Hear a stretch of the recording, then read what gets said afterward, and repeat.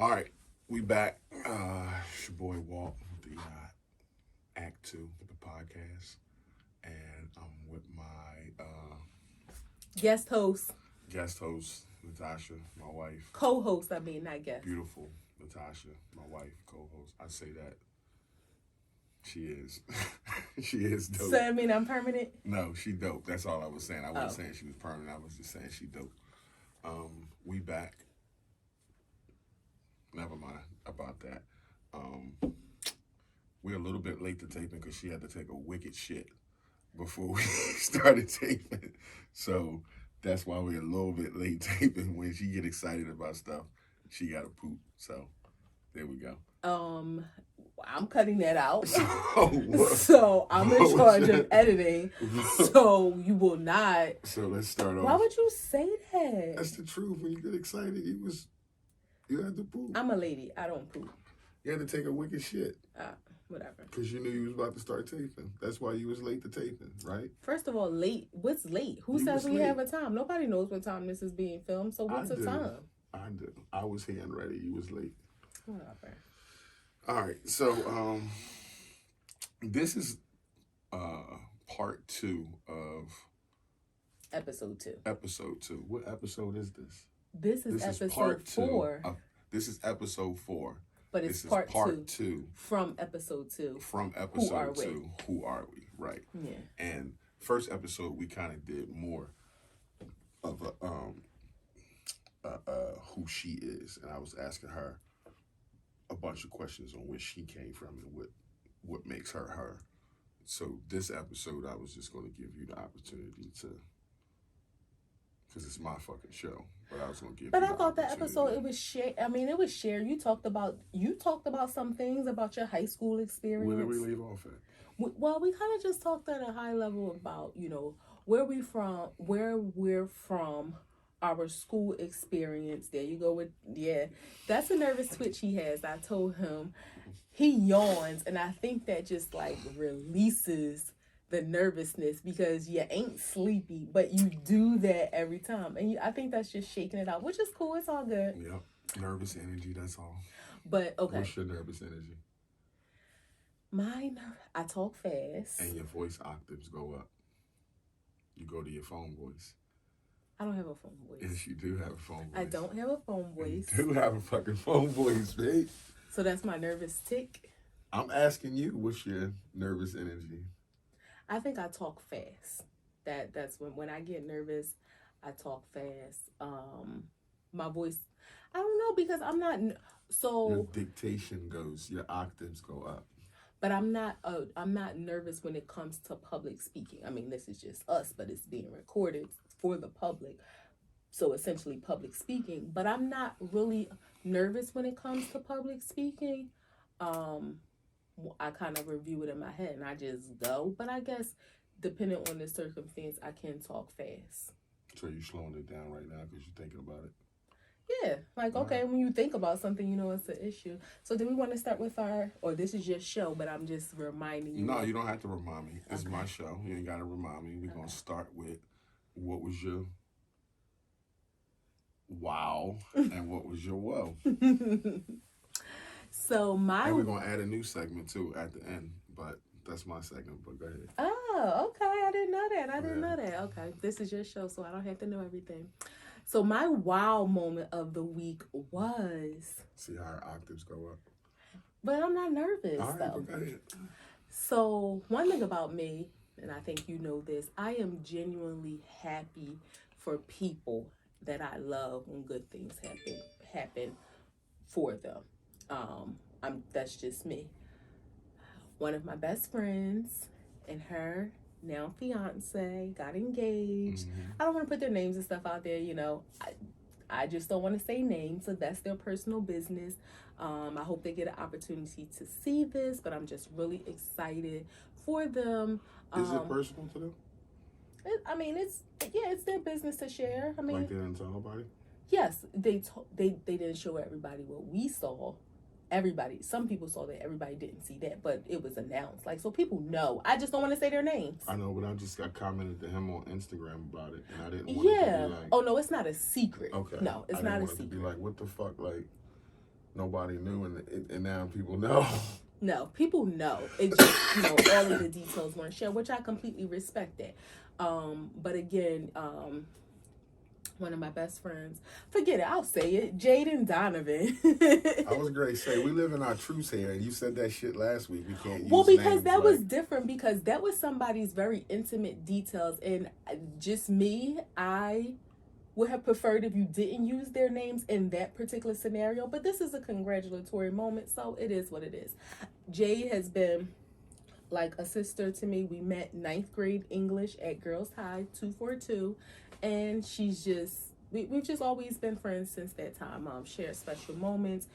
She went away to school, I didn't, and we kind of had some distance there. No issues, no beef ever, but just distance because of geographical locations. But always with my baby. Navy is their beautiful daughter. Love her to death, and she's a Capricorn like me. she is beautiful. So I'm just really happy for them, and it's one of those things where one, she had a birthday, she joined the 40/40 club with me, and just one of those moments in life, like I know. Just one of those moments in life that is just a big deal for people. Not like, oh, because she's getting married, but just because of their love being unified and them becoming one. That was just a wild moment for me. I was just, I cried. Like, I was just extremely, extremely No, it was happy dope. for her. It was like something you see on the internet. Like, yeah, like the whole engagement. It was. Yeah, I was glad that she shared the video with you. So yes. I saw it too. Yeah, it was dope. That was amazing. So that was my wow moment. You know what my whoa moment was? What? So, I've been having some dermatological issues. My skin has been acting up, even though I had this amazing tan, but still my skin has been acting up. My eczema has been like kind of going a little awry. Got this little spot on my face. Don't know what the heck it is. So I was looking for a black dermatologist, and I don't want to hear your mouth because I just wanted a black dermatologist. I feel like there are certain things, doctors are doctors. My primary care physician, he's a person of color, but he's not a black man. But he's been my doctor for 15 years now, probably. No. So he's your low? No. What I'm saying is, even though he's not a black doctor, for dermatological purposes, I want a black doctor. Like, I just feel like our skin is different, so I feel like a black doctor is better able to treat me. And the low was, I had such difficulty I didn't find one, like within my network of doctors that I like to look in. I there wasn't any. Like, I looked at so many profiles, and it was like, why is this, like, why are we still facing an issue with a scarcity of professionals in certain industries that look like us? How you know that a lot of black doctors, a lot of black people want to do that? Well, I don't, and that was one of the questions. I'm like, is dermatology not a profitable medical field, or black doctors not going that route? Now, I did ask for some recommendations on Facebook. When all else fails, you just ask people on social media to give you some recommendations. So I asked on Facebook, and I did get recommendations, but what I found was it probably, amongst everybody, it probably was about 5 doctors recommended, because some people, recommended the same doctor. So you think about it, all these doctors that are out here, you just got these little like clumps of people going to the same providers. So that was just kind of like a damn moment for me. Like, damn, like, we're still facing issues where we can't find us. Like, we got us in the White House, so I guess, should be happy about that. But we can't find us in every facet of every, like, I mean, in a perfect world, if I want a black doctor in every medical specialty, I should be able to find one if that's what I wanted to do, but that's just not the reality of it. So that was just kind of like a whoa moment. But I mean, I did get some recommendations. I did schedule an appointment with one. So, and then there was somebody else who was really highly recommended, and she actually makes house visits. I don't know how I feel about the doctor coming to my house though. It's certain things, like, I want to be in your arena. Your setting. Yeah, like I Yeah, don't. I don't want a doctor coming to the house, Steve. Don't come to the crib. Like, Yeah, I don't want an in-home massage either. When people have like spa service that come in the house I and didn't know they did that. yeah, they set up the table and stuff. Like, nope, I want to Oh come. no, I did know that. Phoebe did that on Friends. Oh, She okay. carried a massage table Yeah, everywhere. people do that. That's just not. I love a massage, but I want to be in your environment. Like, I want the whole experience. That's like, don't come to my house to do my nails. Like, I want So the that was whole your experience. So that that was was your my, wow. well, like, damn, like, isn't this difficult to find a black dermatologist? But Okay, what if the black dermatologist you find, he tell you need some medication for your chin? You ain't gonna fucking listen to him. So why? That's another thing, like to go off. I don't want to get. I'm gonna get my wiles and woes out, but you want to make all these doctor's appointments, find all these doctors, and then you don't fucking listen to them. so So what's the sense of you want to know like what information they know to compare to the information you think you know, and then you want to eat grass wheat to get rid of it. So I don't think that we should blindly follow all medical advice. Like, I just don't. Okay, but you've I been after your chin after your chin for a while, a month or so, and I've been making couple some months. progress. Yeah, you've been making progress. But if you did 8, 9, 10 Now I feel different like things, everybody's gonna be looking at my chin. get fuck her chin beautiful. We talking about looking at her chin. What Oh the my fuck is that? god, I don't know. Can you turn? Wait, Jesus Christ! it, See what? turn it on silent. Sorry, This fucking girl. that's Aubrey. You know goddamn who it is. Turn it on silent on the side or do not disturb. Sorry, that's my Aubs, my 8-year-old niece. She has an iPhone, What the fuck, Orbs? I know you gonna see this, and you're a little girl, but what the fuck? Jesus Christ, we're in the middle of a show. God damn it. We love you, Aubrey Licious. So yeah, we delicious. do love you, but what the fuck? Okay, so back to medical advice. I don't believe that we should just blindly follow all medical advice. You know how I feel about the pharmaceutical industry. And unfortunately, some doctors are swayed by the pharmaceutical industry where, here go a couple dollars if you prescribe this medicine and boost our sales. But that's what you think Dr. Roy is doing? That you have so much trust in? That Dr. you've been going to for But so long? no. Dr. Roy, first of all, don't say my doctor's name. Stop It's a saying lot of doctor's doctors. name. It's a lot. That's PHI. Don't I meant Dr. Roy Rogers, like a play doctor. No, so no, and he rarely, first of all, he knows me, so he rarely prescribes any medication to me. But that's one thing that I like about him, because he'll say, okay, you've been experiencing this issue. What have you been doing to mitigate the symptoms? And I say, oh, well, maybe I cut this out of my diet, or if I don't do this, then this doesn't hurt. And you know what he'll be like? All right, just don't do it then, and it won't hurt. Now if it's something that definitely requires some medical intervention, then he'll do his due diligence in letting me know this is what you need to do. But he's just not one to quickly write a script, which is why I've been a patient of his for so long, because I like that about him. I like his bedside manner.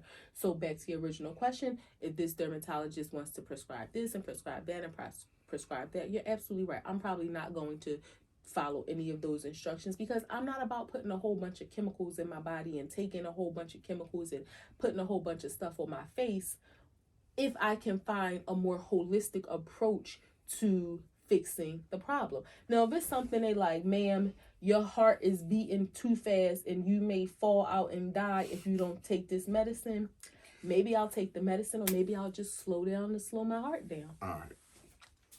Enough of that. My Wow and well. I'm gonna start with my wow. Okay, it was no particular thing, so I'm just gonna say I'm grateful that God kept everybody in my circle alive and happy for another week. That's awesome. It wasn't no particular incident, but just grateful to be alive for another week and everybody in my circle to be alive. I ain't heard nobody died, so I guess we still good. My woe is the fucking snow. Like, just coming back from Puerto Rico a week and a half ago, and it seemed like the snow just it didn't gradually come. It just showed up, and I Well, don't necessarily like it. I don't like it at all, but you got 2 days off. And meanwhile, with this new work from home, I got 2 days off because it's not safe. I get it, but I'm saying you got to be home and not do anything. Meanwhile, snow or no snow, and the working. Whoa, whoa, whoa, whoa, whoa! Well, no, What the no. fuck? I'm sorry. You shovel. You did a lot. I apologize. You're right. You did I stuff. sprained my ankle shoveling snow. I hurt my back shoveling snow. You were home, so I'm sorry. You did do stuff. Nevertheless, I still had to work. That was the point. I still had to work despite the snow because I'm working from home. Like, you know, And shoveling snow isn't work. you did. You cleared off both. No, I absolutely take that back. You did a lot of manual work. You shoveled the driveway, the walkway, you cleaned off our car. So you did. You ran to the store a couple of times. So I'm just saying, I want credit where it's credit. It act like I just sat around all day. there's your credit. You All got right, it all. cool. That's Yeah. all right. Yeah. So now that we got that out the way, wows and woes. Where, who are we? Where was we at? Where did we leave off at? So we talked about our upbringing as far as our neighborhood that we come from, our school experience, and we started to kind of lead into Grow up a little bit. Yeah, well, we started to kind of lead in. I said we talked about where we grew up in our school I'm talking experience. about grow up a little bit, like high school. Yeah, and we kind of talked about how those experiences throughout our education, um, and school, how that helped formed us into who we are today. I think the question when you say who are we is so broad, like it can go in so many different directions. Like I'm a beautiful wife. I'm a plus size goddess. I'm an amazing aunt. I'm hopefully my sisters would say a great big sister. All right, so So I even think all those questions is cool, and which made me think about the question I should be asking is why are you those things? well, what Because but if you're right, when you say who are you, you can go into I can say I'm 10 different things too. right, I'm and a I king, guess I'm this, I'm that, I'm this, but yeah. why are you those things? Well, I guess it depends on the audience too and how you respond because it can again go in different directions. We talk about life experiences and speaking our truths. Like I'm a woman who has dealt with or deals however you want to look at it, current, past, whatever, fertility issues. I'm a sexual abuse survivor. I'm a uh, whatever you want to say, there's just different avenues you can go. So when you say who I'm a Christian, I'm pro-life advocate. I'm an anti-death penalty advocate. So it can go in different directions, and I think who we are, our morals and values and ethics help to direct and mold and create who we become, as well as our experiences and things that happen to us. That really creates and builds who we are, because who you were at 23 was different than who you were at 33, and different who you were or who you are today at 43, Right, because right. of the experiences that you face, because of things that you learn. So who we are, we're a lot. It's a lot of baggage, you know. So That's who cool. who are you? Who are you? Well, now that you said that's a broad question, it makes me think of broad answers like, I'm a king. I'm, you know, I'm a carpenter. I'm all these different things. I'm a brother. I don't know if I can't say things like you say, like I'm a great brother or I'm Well, a I great said I hope my aunt. sisters would say. But you know that they would. Yeah, But, I'm pretty good. I think so. I I don't try know. to be. Yeah, I was ready to say I try to be, but, that's somebody else's opinion. Right. So, I don't know, but uh, Well, can I ask a question as you say that? How much do you allow somebody else's opinion determine who you are? Somebody else's opinion about you? wow, zero.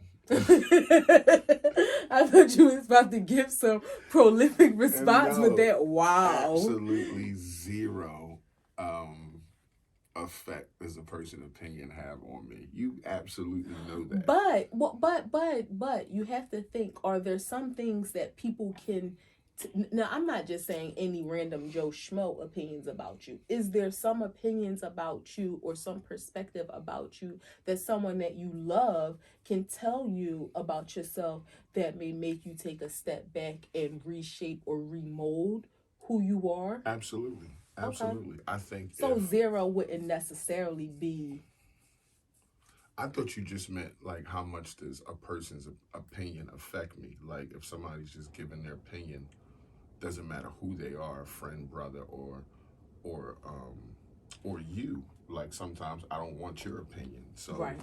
it all depends on what the circumstance is and who the person is. Okay. So if my brother Sheen said something about me, pulled my coattail and said something, I think that I care about him enough that I wouldn't think it was coming from a malicious place. So I Mm-hmm. probably would put some thought into what he said. I wouldn't just blow it off. Compared to other people, other brothers that I might have, that I might be like, I don't really care what your opinion is.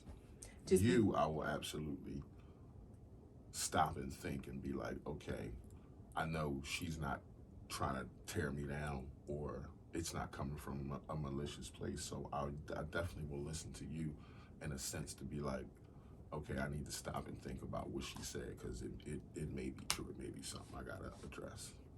okay.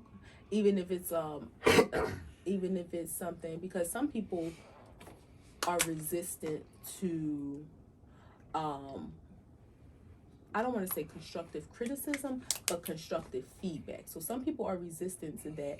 And even though it may be something that's beneficial to your growth or to, again, help shaping or molding who you are, some people are resistant and they don't know how they feel like somebody's trying to change who they are, especially when it's coming from a me. I think for me, this is how I looked at it. For young black men who have uh, um, been a certain way, came up a certain way, has a certain amount of trauma with them, and say like they transform into a better person. Like you would say, like I have, like I've done stuff in the past and done a lot of bad shit in the streets, but that's not who I am today. Mm-hmm. So, and I got that way. Like I feel like through your guidance, your um, your your nurturing and the people around me who care about me, but not having a dad, you kind of feel like you got there on your own. So you're protective against your manhood. So when somebody says something to say like you need to change something, you almost get defensive in a sense, like because you had to figure out a lot for yourself. So you think you have it figured out. You know what I'm saying? So it's like telling you did something wrong. Yeah, yeah. Especially when you've been through so much wrong and trying to get it right, when you feel like you do have it right, and somebody says, whoa, you need to check this, it makes you evaluate or it makes you defensive and you evaluate in your own head on how you move and what you might need to change about yourself. That makes If that sense. makes sense. No, it makes a lot of sense. And I think in We don't have no sponsors.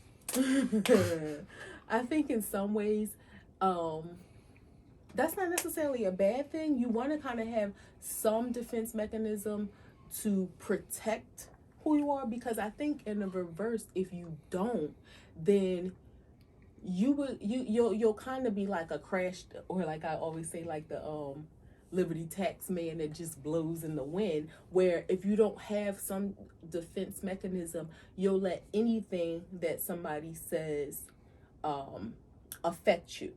So having that defense mechanism is good to a certain extent. Like you don't want to have it so much that you're just completely guarded and blocked, And you and seem you don't arrogant. allow and you don't allow yourself to be receptive of the feedback, because it really may be beneficial, and it may not be to harm you or to degrade you. So to have that defense mechanism is good to some extent. But Yeah, that's interesting to hear you say the reason why is because you feel like it's an attack on what you've accomplished or what you feel you've learned yourself. So somebody critiquing that is like saying, hey, you learned this wrong, or you right. And got that this your way wrong. is better. Like the way that you telling me I'm doing is wrong, and you have a better way. So that's when the defense goes up. Like, you know, fuck you. And that's not always a good thing, because you got to be in tune with growth. You got to be able to criticize yourself and know that you can just be better in whatever you're doing. So you got to know that. So when somebody say something to you, again and again, it's all in how that person delivers it to you. Right. If it sounds like they're trying to beat you down, or if it sounds like it's antagonistic, or if it sounds like it's hurtful, 99 times out of 100 it probably is. So it's people's delivery on how they they present. I'm sorry, 99% of the time it's probably not, but it's all in people's delivery on how they present something to you. But you mentioned, okay, so two things. You mentioned something about, you um, having to learn about growth, and you have to be able to grow. And I think that's where the challenge comes in, that some people are so stuck on you were saying you have to recognize within yourself that it may be something that you need to help you grow. I think so many people get stuck where they don't see that need, and they think like, I'm fine just the way I am, like don't try to change me and Nah, I'm just because good. it's but not but a I, but I think that shows that piece of maturity where you are able to be open and saying, you know what, I get it, and it is helpful for me to grow. yeah. You don't get a book for life, so it's all growing. It's all growth. Like you said a few minutes ago, you're not who you were at 40 as you were at 20. So it's all growth. It's all through your experiences that you've been through, the things that you've been through, the people that's come into your life. All that stuff is what makes you who you are. Like that's what makes me me. Like you just said a few minutes ago, excuse me, how you're a plus size goddess, you're a black woman, you're have fertility issues, and like you just have, and you was talking about your morals. What did you say about your? That I think you're more, when you say who you are, you're more, when you say why are you who you are, your morals, your ethics, your values, that helps to mold you into who you are. Like, you are this person because this is what you believe in, this is how you think, this is what you value, so that guides and directs your decisions and the choices that you make and your actions to help you And become what you who you stand are. for, what you believe in, and Right. saying, okay, I believe in the death penalty, or I don't. You don't, I do. Right. So I'm a black man who believes in the death penalty. Um, you don't believe in abortion. I Mm-hmm. do circumstantially. So I do believe in abortion circumstantially. Like I don't, we don't drink. So like that's another stance I have as a man. Like I don't drink. I don't look at young women. Like there's just certain standards that I have as a man that I feel like I've picked up along the way that won't be compromised by anything. By any, like this is just who I am. So yeah, when somebody says, you might need to change something, or you doing something wrong, that's when all that shit it shows up. Like, okay, my defense wall is up because this is who I am, and you're challenging that. Yeah. And it may be good information, it may be good knowledge, it may be something you might need to grab and hold on to, but again, it's all in how it was delivered to you. And people can change. Now, I don't believe, well, let me not say I don't believe. I may not understand how some people can change things that are like, that should be embedded in you, like when it comes to morals and ethics and values. But again, through knowledge, the way you think of things, or the way things that you believe in or don't believe in may change as you learn more. So, let's just say, since you mentioned abortions and the death penalties, I may be able to convert you at some point in life for you to be against those things in the way that I am, just maybe through something that I'm able to share with you or teach you. So in that aspect, Would I be able to convert you? No. Then why would you think you'd be able to convert me? Because I think bullshit. You should think like me. See, that's some bullshit. But again, I mean, that's bad ideology, though. You shouldn't think like that. But we respect each other's differences in that way. So I would just use that as an example. Now, you know how I feel, and when we do have those conversations, I tell you why I feel like I feel, and I don't say you should feel like me or you should think like this. So let's tell the people why. Why don't you believe in a death penalty? God said, "Thou shalt not kill." Period. There's no "thou shalt not kill" except "thou shalt not kill," but only when "thou shalt not kill."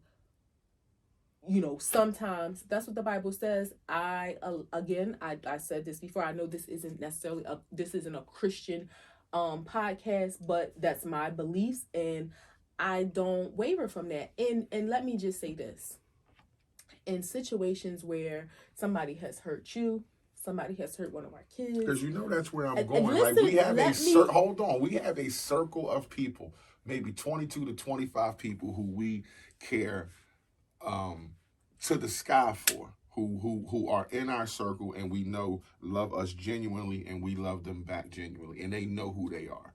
So yeah, I'm going there with hypothetical situations, and obviously we don't even want nothing like this to happen, but God forbid somebody murders, like not accident, murders one of our nieces and nephews. You don't want them dead? You didn't let me finish my statement. That's a simple yes or no question. So as I'm sitting here today, yes or no? As I'm sitting here today, say your statement. I'm gonna say no. There's nothing in me that I can't even fathom wishing death on somebody. And you know, listen, have to wish it. It's gonna happen if you just go to court. Like it's gonna happen. Listen. I can't, in me, in my heart, in my mind, say I want this person to die. Now that's not to say if they did die that I would be upset. Now, people always can say what they would and wouldn't do depending on the situation.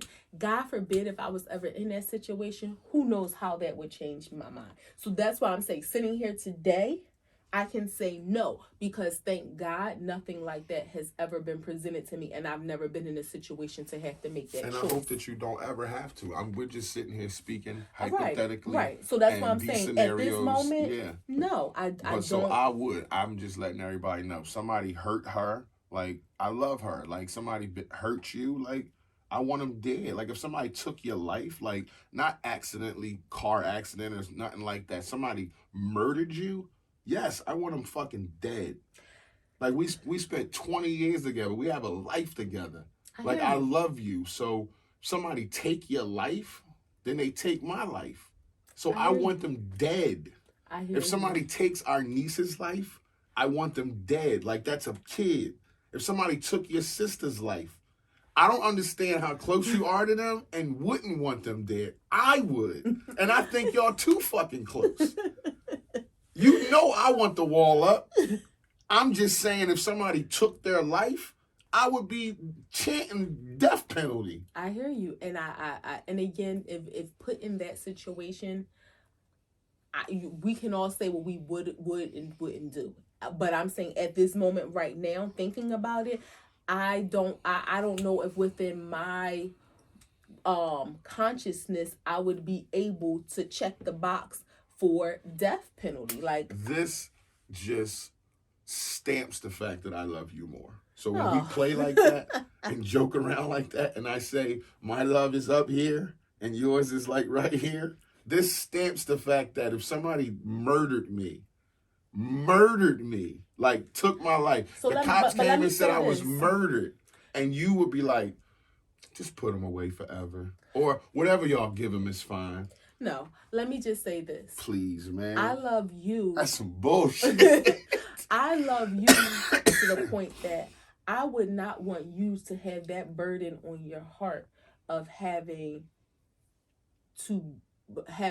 brought upon death. It wouldn't be a burden. That's what I'm telling you. It wouldn't be a burden. It wouldn't be a second thought, because that's my belief. Like, you didn't it's not like you hurt her and I can get to you. Like you hurt her, you murdered her, you took her life, and you locked up. Yeah, I want the worst possible outcome for you. All right, let's let this The bad worst. juju out the Okay, room. that's Ain't bad nobody, juju. yeah, ain't nobody All right, murdering me. Get the juju move out on the room. to I don't the. even believe in sage, but use that to sage this room. Get that out of here. Yeah, get the bad. But We but got the again, door open. that's why we respect each other's differences in that way. That's how you feel. I know that you know how I feel. We have this conversation every time we're watching, First 48 or with any of these shows. So let's move on to the next topic. Yeah. Why don't you believe in abortion? Guess what? What? God said, "Thou shalt not So kill." it's not a Christian show, so you can't keep going to God. But what I'm saying is, this is why when we say who we are, okay, that's our your beliefs. morals and values and ethics guide and direct our decisions and our beliefs, and they make us into who we are. Okay. My morals and values and ethics, not saying at all that I'm some holy roller, that everything I do is guided by the Bible. But you know how I feel about God. And so I try to make decisions thinking, what God would want me to do. So it's, for me, it's the same. It's murder. I don't care if you're 2 days pregnant, 2 months pregnant, whatever. Like, it's murder. Now, I know where you're going to go with this. Yeah, so let me go with it. Okay, I got to go with scenarios. Let me finish. Let me finish my reasoning. God said, "Thou shalt not kill." There's no exceptions that He made to the rule, and I understand in life sometimes there are unfortunate situations that happen where some people feel that is the best choice that should be made. However, I feel that far too many situations it's done not because of those scenarios, and I don't think that we as people, it is up to us to determine when we want to give and take life. I respect that. Okay. I respect that about you. We've been together for 20 years. I respect that about you. I do believe in abortion circumstantially because in certain scenarios, you're right. Women who use abortions, and we may know people that have a lot of abortions and things like that, but there's women out there with 10, 12, 15 abortions who every time they get pregnant, they run and get an abortion. In that case, and I know you can't make distinctions like that across the board, government-wise, so this is just my opinion. But in those cases, you shouldn't be able to. But a girl who's raped by her dad at 10 should not be forced to have a baby just because of a person's belief. Like, to be a mom is a whole entire different life. So if a girl is raped by her father, her brother at 10, 12 years old, yes, I don't believe she should be forced to have that baby and change her entire life when it has been already. Now she's got to be a mom and do this, this job that don't nobody know how to do. Like, you just out there. So at 11 years old, no, I don't think you should be forced in that. And some women who have been raped, grown women, I don't necessarily think they should be forced. I think it should be their decision to choose whether they want to abort the baby or not, because again, you're looking at a baby every day that you had from rape. So I know there's a connection with a mother and its kid when she has it, but I don't know the ramifications of quote unquote rape baby. And I don't mean that in any disrespectful term. It's just, I mean a product of a rape. Right. That's what I mean, a product of a rape. So I don't think you should be forced. I think that should be your choice. And I don't think that adults should force an 11-year-old who was raped by her dad, her brother, her uncle to have a baby just because she got pregnant in that awful process. I understand. So that's my beliefs about that. I understand. And we've always taken that stand, and we've had this conversation before. Yeah, and it is what it is. And in those very unfortunate and horrible circumstances, again, I can't say that I know what I would do and the decision that I would make. I know sitting here at this moment, that is my feelings, my beliefs. That's what I stand on, because and that's directed by my beliefs in God and just my interpretation of right from wrong. Other people may have a different interpretation. The person sitting next to you, and it's crazy Well, because I right. believe in God too. We both believe in God, but it's you see it one way, and Right. that's fine. I respect that. A lot of people see it your way. It's either there's no gray area. It's either black or white. I'm the one that's saying I have a little gray area because in certain situations you have to take out the law and have a human connection. You gotta have a human connection and say, okay, in this situation, this may be warranted. Like she's traumatized enough. So that's where I get that for. Like you can't just have these situations where kids getting raped and they just have to have these babies. I hear you. You know what I'm saying? Like it's just not fair. It's not fair that they got raped, and it's not fair that boom, now you got to become a mom. And one of the things, because I will say, because again, we live our truths and we speak the truth. I have not always felt the way that I felt about the death penalty. I can't really say, because I don't know if it was something that I really ever gave much thought to young, and when I was younger. About when it comes to abortions, when I was younger, a teenager, I don't know if it was something that I would have ever done if ever faced with that situation, but I don't know if I felt as adamant about it as a teenager as I do now. But again, as we talk about our experiences and things that we go through in life, help mold us into who we are. So, being a woman who has dealt with fertility issues and not being able to get pregnant, I know for sure. So when you ask me why I feel that plays on why right, you when you believe ask that. me why I feel that way, and I say thou shalt not kill from the Bible, that probably is primary. But then right behind that is me being a woman not able to have children. It's like, and this is not including the scenario, those unfortunate situations that happen to people, whether it's children or an adult, but women who just make that decision of their free will. It's like, how dare you? Right.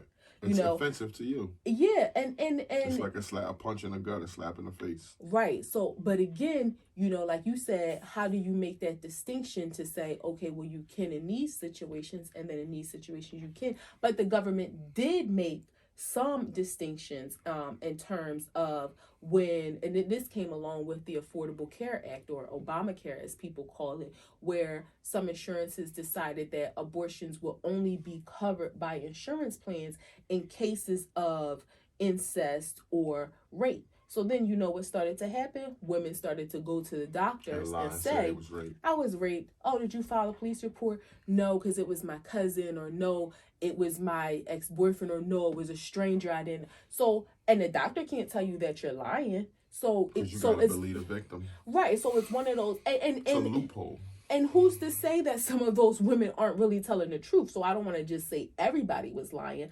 but that's what I mean when it comes to those things. When you start to try to make distinctions, you still run into an issue where people are abiding by what the laws or the rules or the regulations should be. So again, I say my spiritual beliefs, have molded my or my spiritual values have molded my beliefs as it relates to that. Also my personal experience. So that's where we are. That's where we stand. Yeah, that's deep. And just to say to everybody out there, I know we talking about rape and talking about sexual abuse, so we're not taking it lightly. Like my wife has had sexual abuse situations, so anybody out there who went through sexual abuse or rape, like we're deeply sorry for that. So we're just speaking about it in conversation. That's all. Forgot what I was gonna say. That was kind of. Yeah, it got a little bit dark, but it was, it is what it is. I mean, again, there's a lot, I won't say there's a lot of things that we differ on. I mean, there are some things that we firmly stand on two sides of the fence, but we love each other and we respect each other's values. That's just the one thing. Well, that's what I'm saying, that there's not a lot of things. I mean, there's some things that we like. But there's only one. You said some. It's only the death penalty. Death penalty and abortion. That was two things. That's all I'm saying. Yeah. There's some things that we agree, like we hate. But you really don't want nobody to die if they kill me? Oh my goodness. Nobody's killing you. That's fucked up, man. Anybody's spouse out there, help me out. Like if. And so what I would like, and this is a kind of a Sidebar, we thank you for your support for everybody who's been watching. Like, never in a million years. Leave some comments on this. Yeah, never in a million years where we like, oh my God, we want a million people to watch. If a million people watch, that's all good. But we're just happy for the number of people, the number of viewers, not watchers, viewers that have been. So if whatever stance you have, whatever opinion you have, leave a comment. Let's have some dialogue. Let us know how you feel. Don't be disrespectful, because we do clap back. But even if you don't agree, say how you feel. Like, it's okay if you have some critiques, whatever it is, and not just this episode, on other episodes and other segments that we've done as well. Feel free, leave a comment. Let us know what you're thinking. Oh, all right. Fuck that. Don't critique my shit. No, I'm just joking. I'm cool. I can take criticism. I'm good. What else did you have? Okay, so we talked about who we are and how that has shaped us. What do you think has been, and it may not be one, so what are some of those let's say critical pieces of your puzzle that have really been impactful in shaping who you are today? Now, again, who you were at 23 and 33 is different than who you are at 43. But just share some of those things that have impactful moments. No, not just moments. Impactful things in your life that have really shaped who this person is today, sitting right here at this moment. All right, those impactful things that has been in my past, or impactful things that I sit here with today? Impactful things in your life, whether it's experiences, whether it's lessons learned, whether it's past, present, or future. How can something in the future impact who you are today? It can. I'm just asking. So past and present then? Yes. That's what you mean? Yes. Okay. I didn't think that question was that difficult. You made that really difficult. I'm high. Okay. All right. Go ahead. I was smoking, and I'm smoking some more. Impactful moments in my life. Getting locked up. That was super impactful. Having a daughter was super impactful. And stop, you know. And marrying you. Marrying you was that was super impactful. That's probably the most impactful thing that's ever happened to me. So that helped shape and mold you into who you are today. Things that help shape and mold me are just like experiences. Man, this could get real cathartic. So I guess that's maybe I asked my question wrong. So what are some things, and I'm not saying everything, because it could be a myriad of things. So maybe there will be a part 3.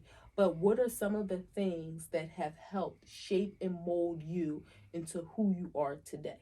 So as I said, growing up without a dad, okay, that's probably the biggest thing that helped shape me into who I am today, because I didn't have a way, and I had to find my own way. So yeah, that's a big piece of who I am. Growing up in the hood by myself, my brothers wasn't in the street. They was too young, so it wasn't like I was in the street with a brother or something like that. So yeah, that was impactful. That shaped the hell out of my life, is growing up and navigating the streets first, and then navigating outside of the streets. Because then once I got outside of the streets, I didn't know how to navigate that either. And it's, you run into, as a man, you run into a plethora of things that you want to ask questions about. You need somebody that's been through it before, like a male figure. And when you don't have that, I can't even explain the frustration that sets in when you don't have that.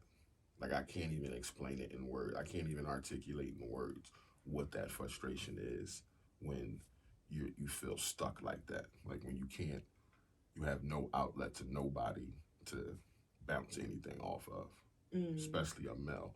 Like, you don't, even if you have a woman in your life, your mom or somebody who cares about you, you can't you can't talk about certain things because they're man things. Like it's different.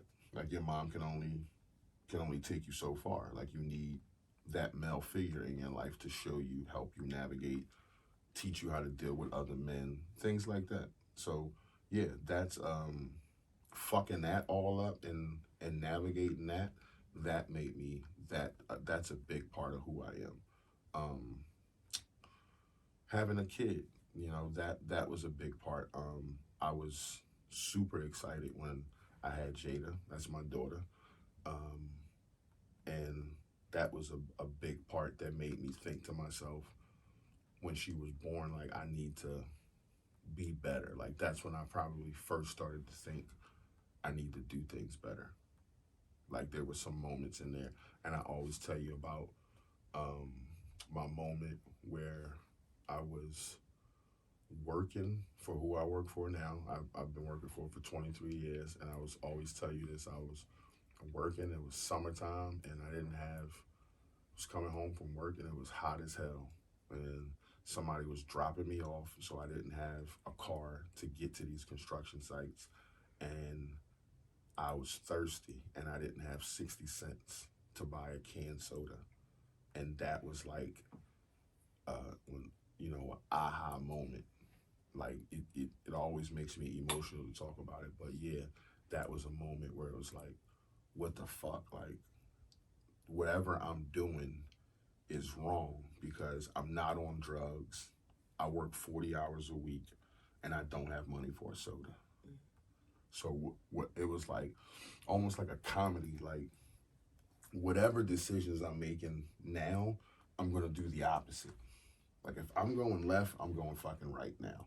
If I'm eating if I'm eating tuna, I'm eating chicken salad. Like that kind of shit. Like I'm just gonna do the total opposite and see if I get a different outcome because these decisions obviously got me to where I don't have 60 cents to buy a soda.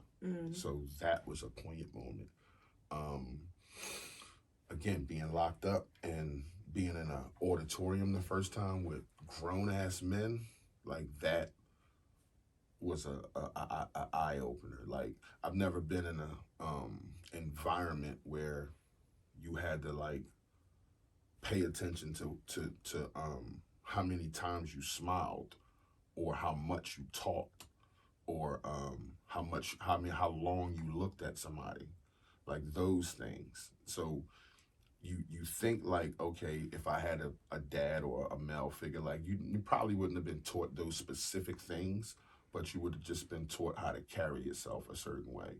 And when you got in those environments, you shouldn't be in jail, but God forbid you do, you kind of not know what to expect, but you know who you are. You know what I'm saying? And I remember a moment where it was like, damn, I do remember just thinking to myself, this is a place. I've never been in a place where, damn, you gotta watch smiling. You gotta watch laughter. You gotta watch how long you look at somebody. If you gotta watch nice people. Like you need soap. Somebody might say, yo, you need some soap. It's like, no, I don't need nothing. But you really do need some soap. You know what I'm saying? And you don't know if this person is just being cool or not. And that's tough. I mean, you can just be like, no, I don't want none, but you do need it. But you don't know what's in What their exchange for it. intentions are. And I ain't talking about like no ass or nothing like that, but just a favor. You know what I'm Right. saying? You don't know how that works. You don't know how that dynamic works. So it's like, I gave you something, now you owe me something. Again, it could just be a favor.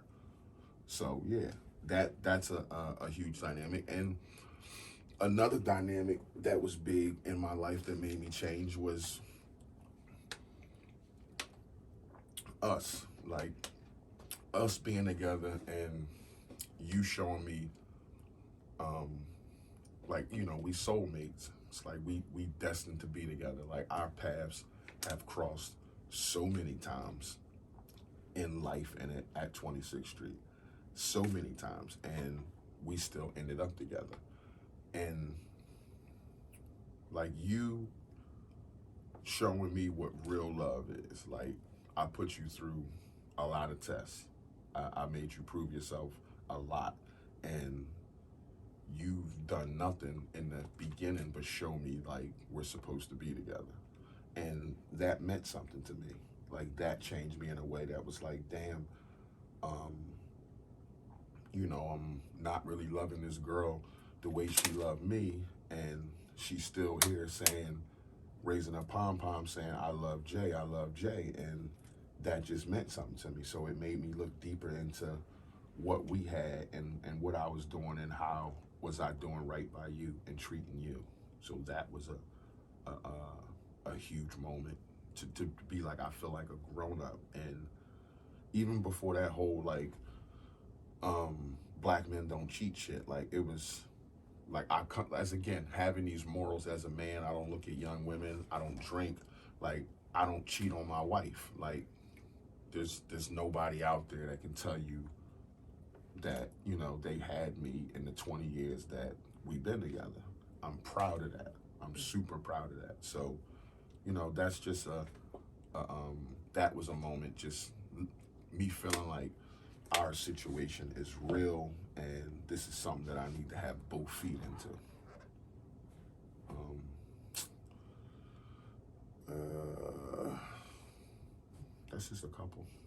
I probably got more, but that's just a couple. But those were really integral parts of your life. The not growing up with a dad, going to jail, having a daughter, and then me. And I've seen the evolution of you, like of us initially being together, and you being in the legal troubles that you were. And I can say at when I was 19, 20, I didn't really fully understand the full scope of things. I just knew that there were some limitations on life because of your legal situation. And then I think you were so guarded because you had this kind of mentality of you never knew at any moment if you had to, like, what does it say in the movie Heat?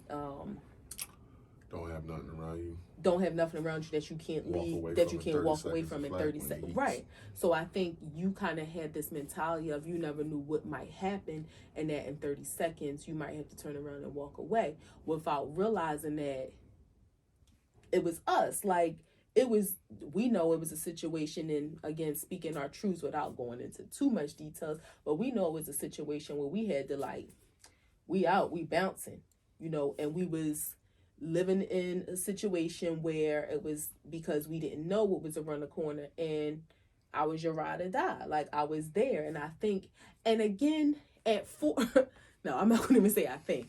At 40, me meeting a person, and they like, this my situation, and to be like, damn, bro, like, I hope you make it out all right.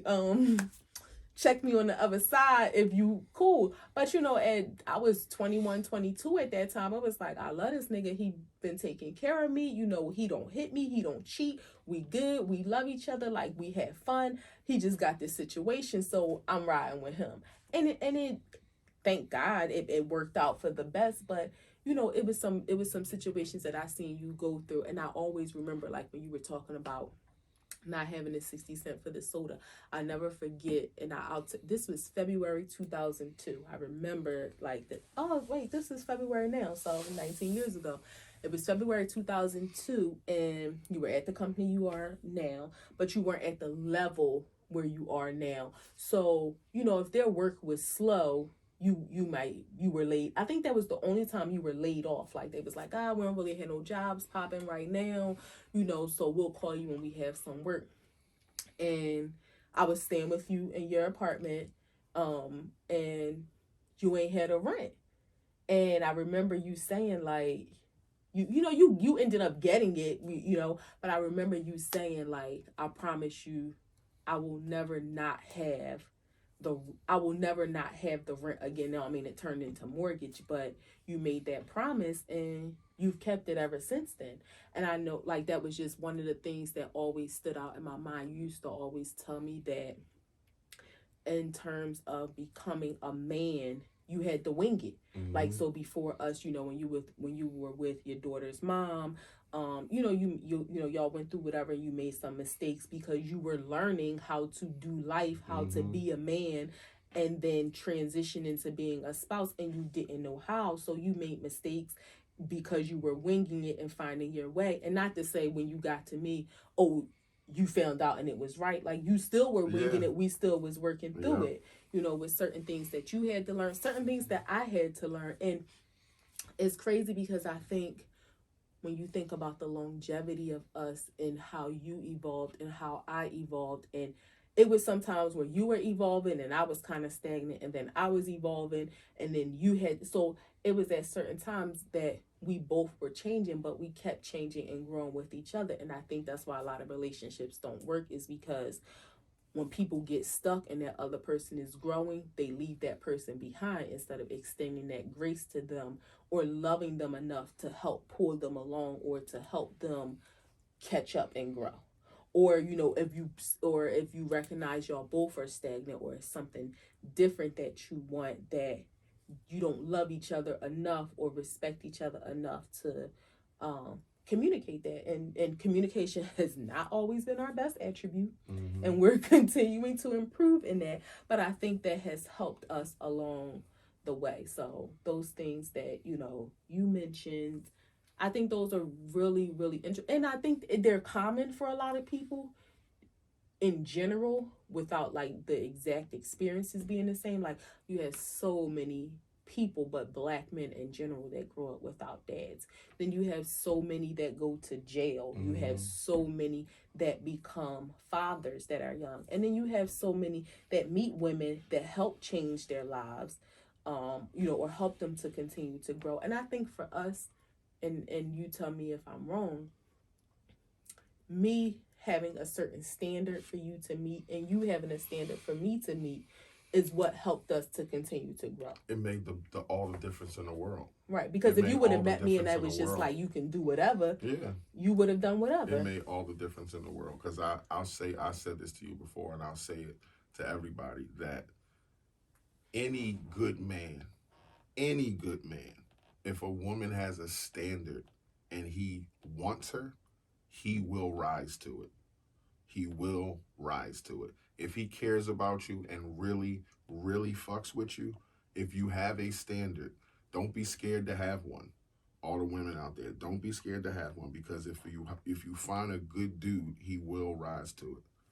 But you was just saying how used to teach each other how we was growing. Remember, I was trying to teach you how to come in the house on time.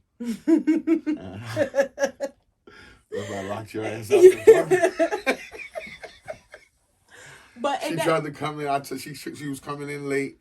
I said, "Stop coming in my place late. I got to get my ass up and go to work. I'm trying to be a better person." No, you didn't lock me out. You told me. Had your ass in here by 10 o'clock. First of all, I was traveling from North Philly. No, first I was working in like Bala Kenwood. Then, but I was living in North Philly, but I was really living at his apartment in Ambler. So used to get off work. Me and Tia, my boo thing, we used to, be in North Philly. Smoke weed. That was in my past life. I don't smoke weed no more.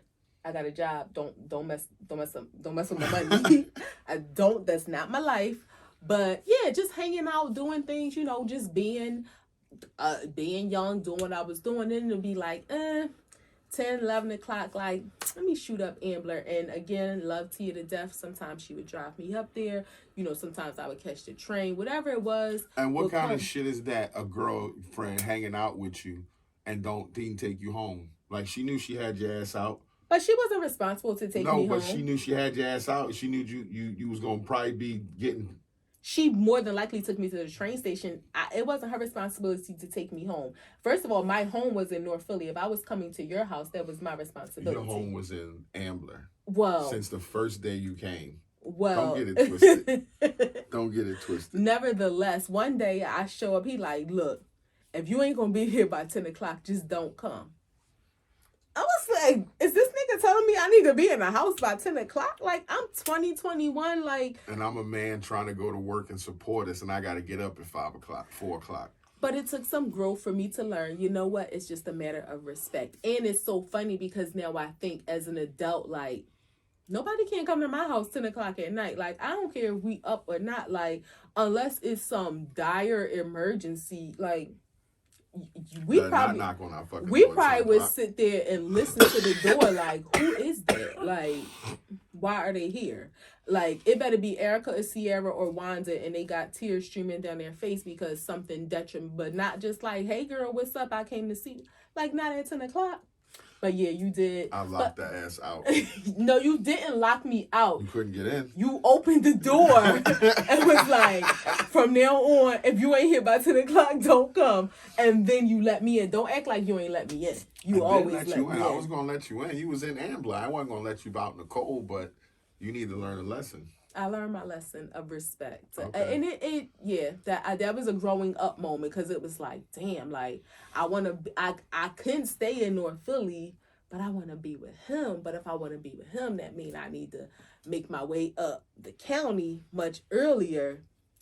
So it was about prioritization and And you making grew. grown up decisions. You And hell, grew. I had to be up for work too, but She grew. She understood. It wasn't no. but Plus, she had a little bit of daddy issues. So we both had daddy issues. So, But it know wasn't. what? She learned.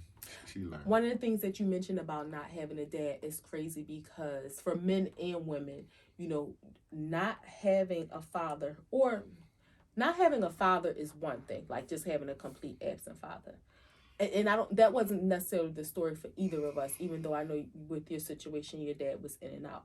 Not having a good father in your life, it can be extremely detrimental, but it can also, this is how I think of it.